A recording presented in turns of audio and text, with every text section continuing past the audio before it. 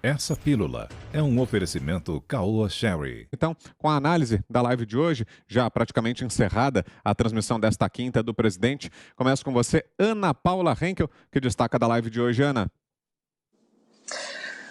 Bom, Vitor, obviamente a gente tem que destacar aí o que o ministro Queiroga fez, não apenas durante a live, que ele respondeu aí nossas perguntas, mas o que ele fez hoje durante o dia com a coletiva para explicar a nova diretriz do Ministério da Saúde de excluir crianças e adolescentes da vacinação, né? Exatamente aí uma nota embasada na ciência, já que falam tanto em ciência, uma nota do Ministério da Saúde muito responsável. Eu confesso aqui, abro um parênteses, que como mãe eu fiquei muito contente de ver aquela nota, porque nós que conversamos muito com médicos, não apenas no Brasil, Dr. Zeballos, Paulo Porto, doutora Mayra, etc., mas também médicos lá fora, eles enaltecem exatamente, primeiro, dois pontos que o ministro Queiroga disse que vale a pena a gente começar a destacar, que é os estudos sobre imunidade natural, o presidente até tocou aí nesse assunto, né, os anticorpos neutralizantes de quem passou pela Covid.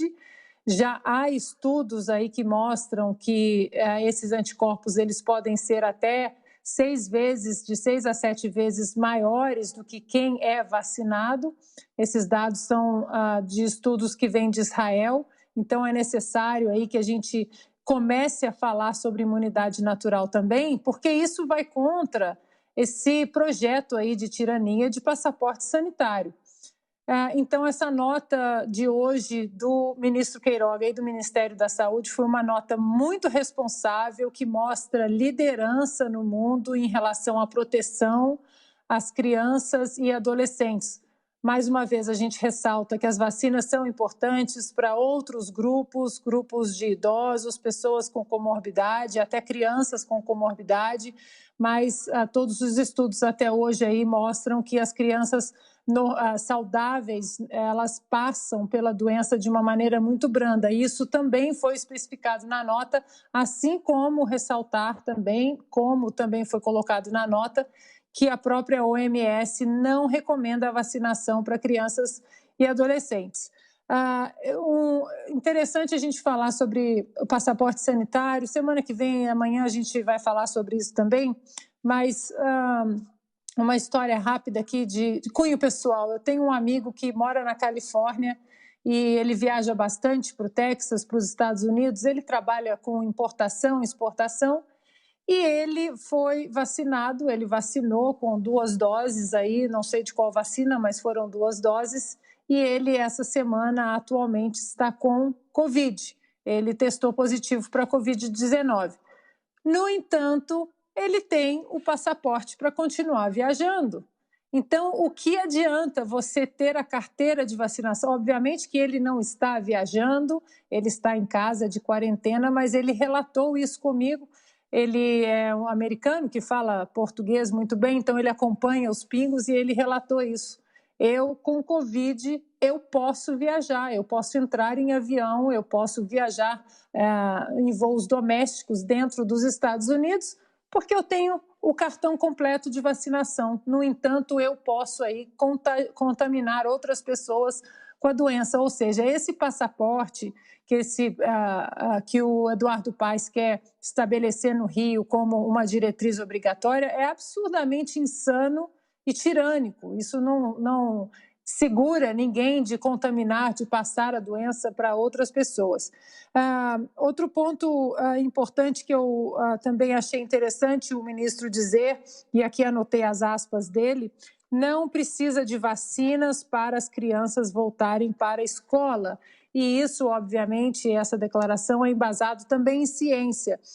Eu estava vendo aqui, Suécia, vacinas para crianças e adolescentes. A Suécia, abaixo de 16 anos, só com comorbidade. África do Sul, acima de 18 anos. A Rússia, acima de 18 anos. A Índia, acima de 18 anos. O Reino Unido também com restrições.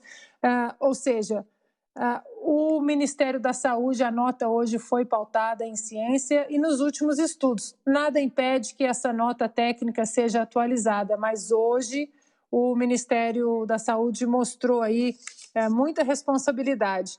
E duas coisas para finalizar, que desde o ano passado, antes mesmo da primeira leva de vacinação aí nos Estados Unidos e na Inglaterra, ali em dezembro, meados de dezembro, Estados Unidos, precisamente 15 de dezembro de 2020, mesmo antes disso, nós comentamos aqui nos Pingos várias vezes o contrato draconiano aí da Pfizer, que joga todas as responsabilidades em relação às reações graves ou leves da vacina nas pessoas. Obviamente, o presidente sabe muito bem que isso pode cair em cima dele, a culpa pode cair em cima do governo federal. Então, essa nota de hoje foi muito importante. Para finalizar, as pessoas estão me perguntando os nomes de dois médicos que eu citei aqui mais cedo nos Pingos, o doutor Robert Malone, que foi o inventor do RNA mensageiro,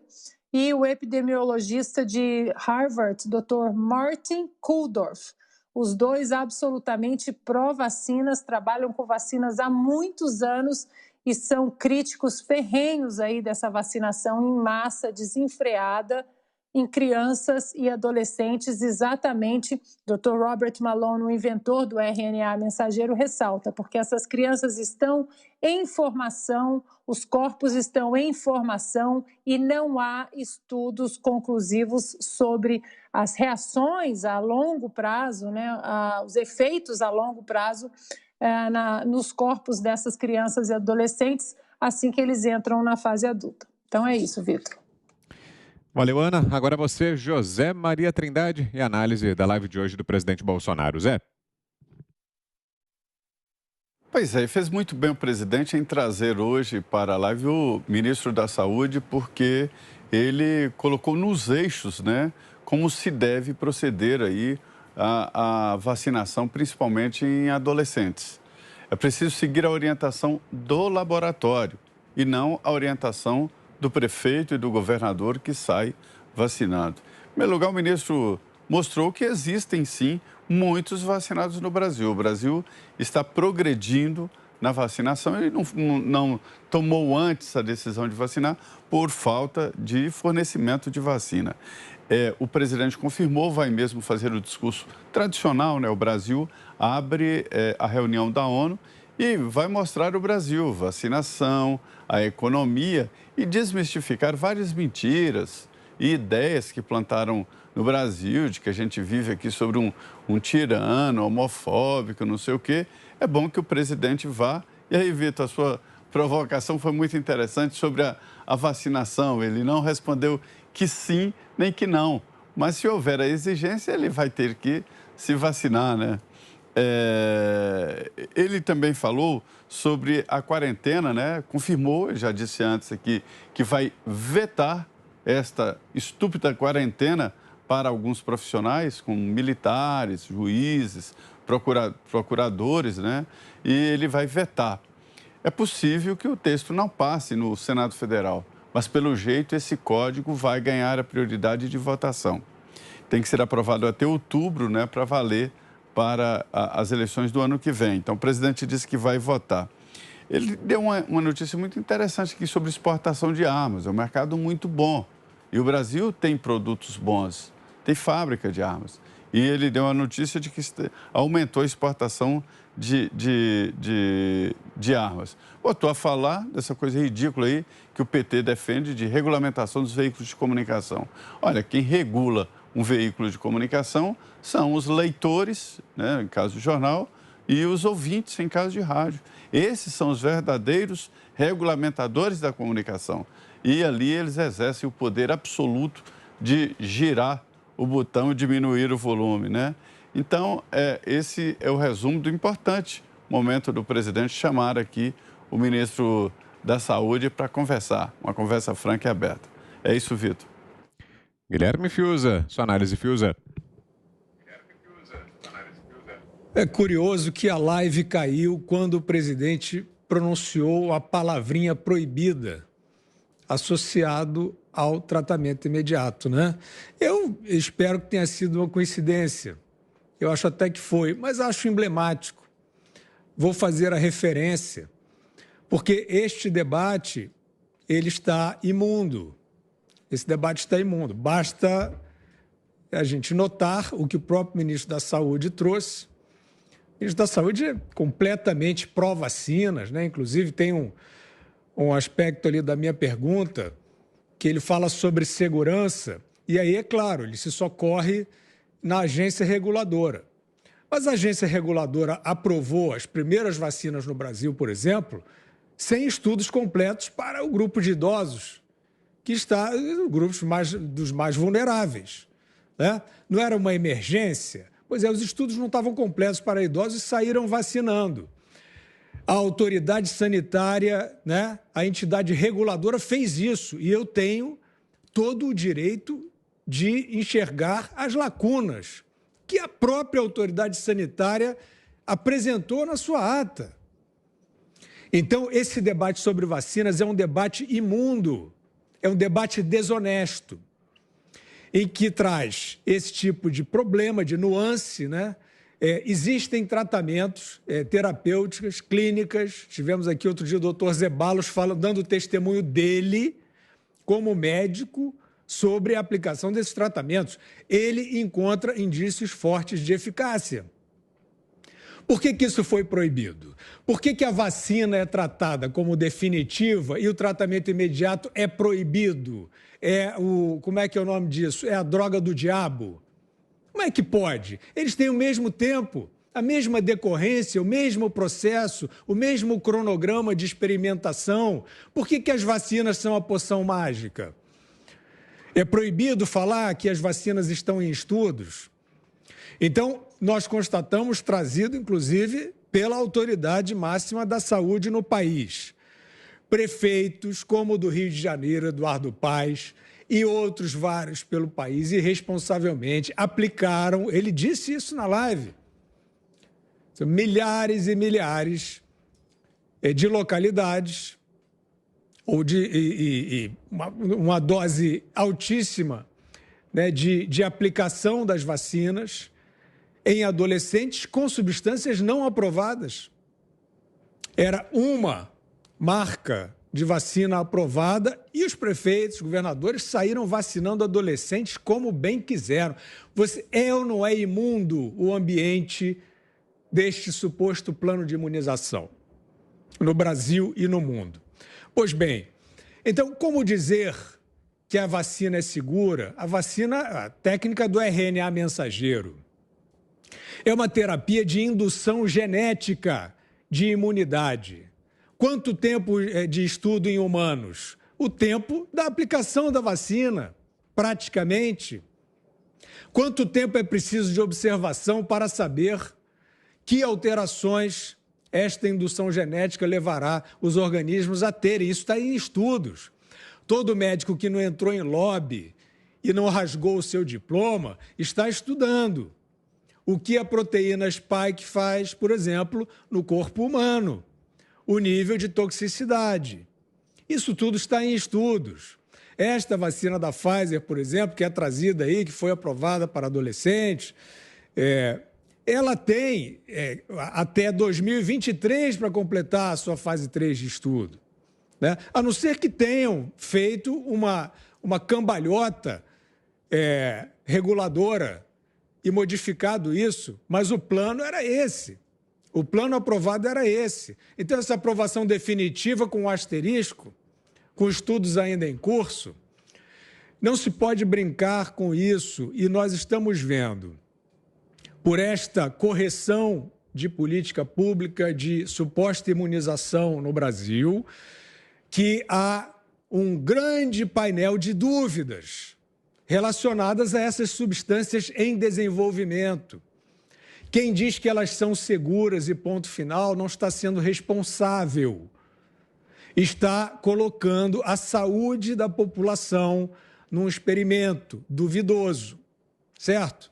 Então, nós temos a dizer definitivamente aqui o seguinte: proposição de obrigatoriedade imposição de vacina provavelmente ficará demonstrado como um crime contra a saúde pública pela completa ausência de fundamentação. Alguém aí, alguém na plateia, tem a fundamentação para justificar a obrigação de vacina? Isso acaba com a pandemia? Isso protege quem de quê? Uma vacina que não bloqueia o contágio. Parem de brincar. Parem de brincar com a saúde das pessoas. Vocês que estão confortáveis, protegidos pelo lobby, porque ele aparentemente protege, vocês terão anos, muitos anos, vocês terão a vida inteira para descobrir o que estão fazendo agora.